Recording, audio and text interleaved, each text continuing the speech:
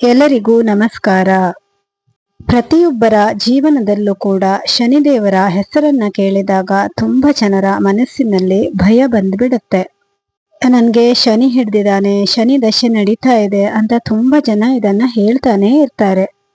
ಆದ್ರೆ ಇಲ್ಲಿ ನಾವು ಈ ಶನಿ ದಶೆಯನ್ನ ಅಥವಾ ಶನಿ ದೋಷವನ್ನ ನಾವು ಯಾವ ರೀತಿ ಇದನ್ನ ನಮ್ಗೆ ಬಂದಾಗ ನಿವಾರಣೆ ಮಾಡ್ಕೋಬಹುದು, ಮತ್ತೆ ಶನಿದೇವರ ಅನುಗ್ರಹವನ್ನ ನಾವು ಯಾವ ರೀತಿ ಪಡ್ಕೋಬೇಕು, ಎಲ್ಲ ನಿಮ್ಮ ಪ್ರಶ್ನೆಗಳಿಗೂ ಈ ವಿಡಿಯೋದಲ್ಲಿ ಸಂಪೂರ್ಣವಾಗಿ ವಿವರಣೆಯನ್ನ ಕೊಡಲಾಗಿದೆ.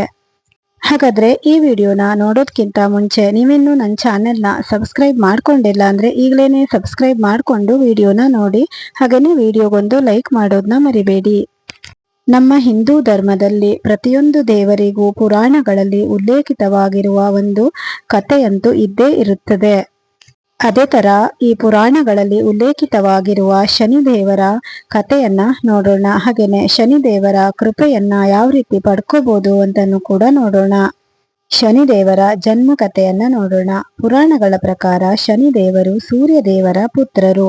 ಸೂರ್ಯದೇವರ ಪತ್ನಿಯಾದ ಸಂಜ್ಞಾದೇವಿ ಸೂರ್ಯನ ತೀವ್ರ ತಾಪವನ್ನ ಸಹಿಸಲು ಸಾಧ್ಯವಾಗದೆ ತನ್ನ ನೆರಳಾದ ಛಾಯಾಳನ್ನು ಬಿಟ್ಟು ತಪಸ್ಸಿಗೆ ಹೋಗುತ್ತಾಳೆ.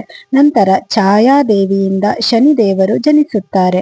ಶನಿದೇವರು ತಾಯಿಯ ಗರ್ಭದಲ್ಲಿದ್ದಾಗ ಛಾಯಾದೇವಿ ಶಿವನ ಧ್ಯಾನದಲ್ಲಿ ನಿರತರಾಗಿರುತ್ತಾರೆ. ಹಾಗಾಗಿ ಶನಿದೇವರು ಹುಟ್ಟಿನಿಂದಲೇ ತಪೋಶಕ್ತಿ ಮತ್ತು ಅತ್ಯಂತ ಕಠಿಣವಾದ ದೈವಿಕ ಶಕ್ತಿಯನ್ನ ಹೊಂದಿದ್ದರು ಎಂದು ಪುರಾಣಗಳಲ್ಲಿ ಉಲ್ಲೇಖಿತವಾಗಿದೆ. ಇದರಿಂದ ಶನಿದೇವರಿಗೆ ಅದ್ಭುತವಾದ ತಪೋಬಲ ಕೂಡ ದೊರೆಯುತ್ತದೆ. ಹೀಗೇನೆ ನಂತರ ಶನಿದೇವರು ಜನಿಸಿದ ತಕ್ಷಣ ಸೂರ್ಯನ ಕಡೆ ದೃಷ್ಟಿ ಹರಿಸಿದಾಗ ಸೂರ್ಯನ ಪ್ರಕಾಶವೇ ಮಂದವಾಗಿತ್ತು ಎಂದು ಪುರಾಣಗಳಲ್ಲಿ ಉಲ್ಲೇಖಿತವಾಗಿದೆ. ಇದರಿಂದಲೇ ಶನಿದೇವರ ದೃಷ್ಟಿ ಅತ್ಯಂತ ಪ್ರಭಾವಶಾಲಿ ಎಂದು ಹೇಳಲಾಗುತ್ತದೆ. ಹಾಗಾದ್ರೆ ನಿಮ್ಗೆ ಅನ್ಸ್ಬಹುದು ಶನಿದೇವರು ಯಾರು ಅಂತ. ಶನಿದೇವರು ಕೇವಲ ಒಂದು ಗೃಹವಲ್ಲ, ಅವರು ಕರ್ಮದ ಫಲವನ್ನ ನೀಡುವ ನ್ಯಾಯ ದೇವತೆ. ಒಬ್ಬ ವ್ಯಕ್ತಿ ತನ್ನ ಜೀವನದಲ್ಲಿ ಏನು ಮಾಡುತ್ತಾನೋ ಅದರ ಫಲವನ್ನ ಶನಿದೇವರು ನೀಡುತ್ತಾರೆ. ಒಳ್ಳೆಯ ಕೆಲಸ ಮಾಡಿದವರಿಗೆ ಉತ್ತಮ ಫಲ ಸಿಗುತ್ತದೆ, ಕೆಟ್ಟ ಕೆಲಸ ಮಾಡಿದವರಿಗೆ ಕಷ್ಟಗಳ ಮೂಲಕ ಪಾಠವನ್ನ ಕಲಿಸುತ್ತಾರೆ. ಈ ಒಂದು ಕಥೆಯನ್ನ ಕೇಳಿದ್ಮೇಲೆ ನಮ್ಗೆ ಶನಿ ದೋಷ ಬಂದಾಗ ಅದಕ್ಕೆ ನಾವು ಭಯ ಪಟ್ಕೊಳ್ಳದೆ, ನಾವು ಏನೋ ಒಂದು ತಪ್ಪು ಮಾಡಿದೀವಿ, ಆ ತಪ್ಪನ್ನ ನಮ್ಗೆ ತಿದ್ಕೊಳ್ಳೋದಕ್ಕೆ ದೇವರು ಈ ರೀತಿ ನಮ್ಗೆ ಕೊಟ್ಟಿದ್ದಾನೆ ಅನ್ಕೊಂಡ್ಬಿಟ್ಟು ನಾವು ಅದಕ್ಕೆ ಪರಿಹಾರವನ್ನ ಕಂಡ್ಕೋಬೇಕಾಗತ್ತೆ.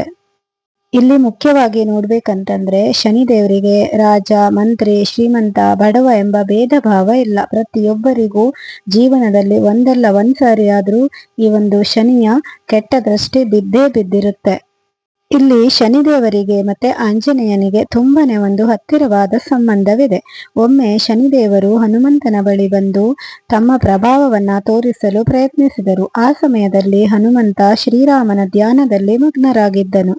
ಆಗ ಹನುಮಂತ ತನ್ನ ಬಾಲದಿಂದ ಶನಿದೇವರನ್ನ ಸುತ್ತಿ ಬಿಗಿಯಾಗಿ ಹಿಡಿದಿಟ್ಟುಕೊಂಡರು. ನಂತರ ಒಂದು ಬೆಟ್ಟದಿಂದ ಮತ್ತೊಂದು ಬೆಟ್ಟಕ್ಕೆ ಜಿಗಿಯಲು ಆರಂಭಿಸಿದ. ಇದರಿಂದ ಶನಿದೇವರಿಗೆ ತುಂಬಾನೇ ನೋವಾಯಿತು, ಹಾಗೇನೆ ಬೇಸರ ಕೂಡ ಆಯಿತು. ಕೊನೆಗೆ ಶನಿದೇವರು ಕ್ಷಮೆ ಕೇಳಿ ಹನುಮಂತನ ಭಕ್ತರಿಗೆ ತಾವು ಸಾಧ್ಯವಾದಷ್ಟು ಕರುಣೆ ತೋರಿಸುವುದಾಗಿ ಮಾತು ಕೊಡುತ್ತಾರೆ. ಅದಕ್ಕಾಗಿಯೇ ಶನಿವಾರದಂದು ಹನುಮಂತನ ಪೂಜೆ ಮಾಡಿದರೆ ಶನಿ ದೋಷ ಕಡಿಮೆಯಾಗುತ್ತದೆ ಎಂದು ನಂಬಲಾಗಿದೆ. ಶನಿದೇವರ ಮಹಿಮೆ. ಶನಿದೇವರ ಕೃಪೆ ದೊರೆತರೆ ಜೀವನದಲ್ಲಿ ದೊಡ್ಡ ಬದಲಾವಣೆ ಕಂಡುಬರುತ್ತದೆ. ಅನೇಕ ಪುರಾಣಗಳಲ್ಲಿ ಮತ್ತು ಜನಪದ ಕಥೆಗಳಲ್ಲಿ ಶನಿದೇವರ ಅನುಗ್ರಹದಿಂದ ಸಾಮಾನ್ಯ ವ್ಯಕ್ತಿಗಳು ಉನ್ನತ ಸ್ಥಾನವನ್ನ ಪಡೆದಿದ್ದಾರೆ ಎಂದು ಹೇಳಲಾಗಿದೆ. ಶನಿದೇವರು ಮನುಷ್ಯನಿಗೆ ತಾಳ್ಮೆ, ಶಿಸ್ತು, ಪರಿಶ್ರಮ ಮತ್ತು ಸತ್ಯದ ಮಾರ್ಗವನ್ನ ಕಲಿಸುತ್ತಾರೆ. ನಮಗೆ ಜೀವನದಲ್ಲಿ ಎದುರಾಗುವ ಅನೇಕ ಕಷ್ಟಗಳು ನಮ್ಮನ್ನ ಬಲಿಷ್ಠರನ್ನಾಗಿ ಮಾಡಲು ಬರುತ್ತದೆ. ಇವೆಲ್ಲ ಕಷ್ಟಗಳಿಗೆ ಪಾಠವನ್ನ ಕಲಿಸುವ ನಿಜವಾದ ದೇವರೇ ಶನಿದೇವರು. ಹೀಗಾಗಿ ಶನಿದೇವರ ಕಷ್ಟಗಳು ಕೂಡ ಆಶೀರ್ವಾದದ ರೂಪ ಎಂದು ಅನೇಕ ಆಧ್ಯಾತ್ಮಿಕ ಪುರಾಣಗಳು ನಮಗೆ ತಿಳಿಸುತ್ತದೆ. ಹಾಗಾದ್ರೆ ನಾವು ಶನಿದೇವರ ಕೃಪೆಯನ್ನ ಯಾವ ರೀತಿ ಪಡ್ಕೋಬೇಕು ಅಂತ ನೋಡೋಣ.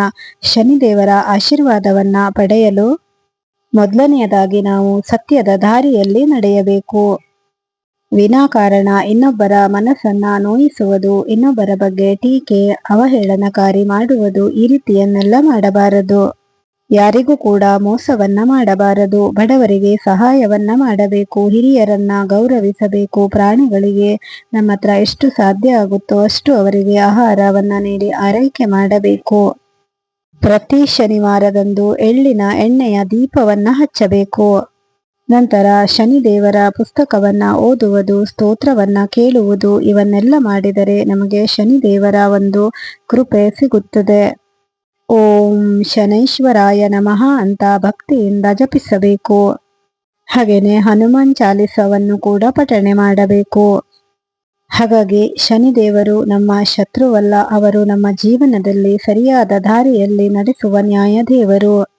ನಾವು ಮಾಡಿದಂತ ಕರ್ಮಗಳಿಗೆ ತಕ್ಕ ಫಲವನ್ನ ನೀಡಿ ಜೀವನದ ಸತ್ಯವನ್ನ ಅರಿಯುವಂತೆ ಮಾಡುತ್ತಾರೆ. ಹಾಗೇನೆ ನಿಮ್ಗೆ ಅದೆಂತಹ ಶನಿದೋಷವಿದ್ದರೂ ಕೂಡ ಈ ಒಂದು ಶ್ಲೋಕವನ್ನ ಕೇಳುವುದರಿಂದ ನಿಮ್ಮ ಶನಿದೋಷ ಪರಿಹಾರವಾಗುತ್ತದೆ. ನಿಮಗೆ ಅದೆಂತಹದೇ ಶನಿದೋಷ ಇದ್ದರೂ ಕೂಡ ಈ ಒಂದು ಶ್ಲೋಕವನ್ನ ನೀವು ಪ್ರತಿನಿತ್ಯ ಬೆಳಿಗ್ಗೆ ಅಥವಾ ಸಾಯಂಕಾಲ ಕೇಳುವುದರಿಂದ ನಿಮ್ಮ ಶನಿದೋಷ ಪರಿಹಾರವಾಗುತ್ತದೆ. ಈಗಾಗಲೇ ನಾನು ಈ ಶ್ಲೋಕವನ್ನ ಅಪ್ಲೋಡ್ ಮಾಡಿದ್ದೀನಿ.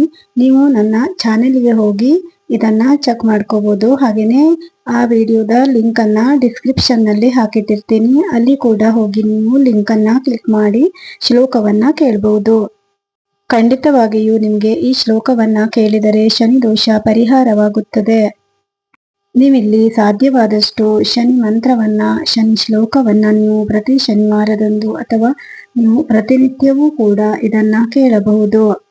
ಕ್ರಮೇಣ ನಿಮಗೆ ಈ ಶನಿ ದೋಷ ಪರಿಹಾರವಾಗುತ್ತಾ ಬರುತ್ತದೆ. ಹಾಗಾಗಿ ಇಲ್ಲಿ ನಮಗೆ ಶನಿ ದೋಷ ಇದ್ದರೆ ನಾವು ಖಂಡಿತ ಭಯಪಡುವ ಅಗತ್ಯವಿಲ್ಲ.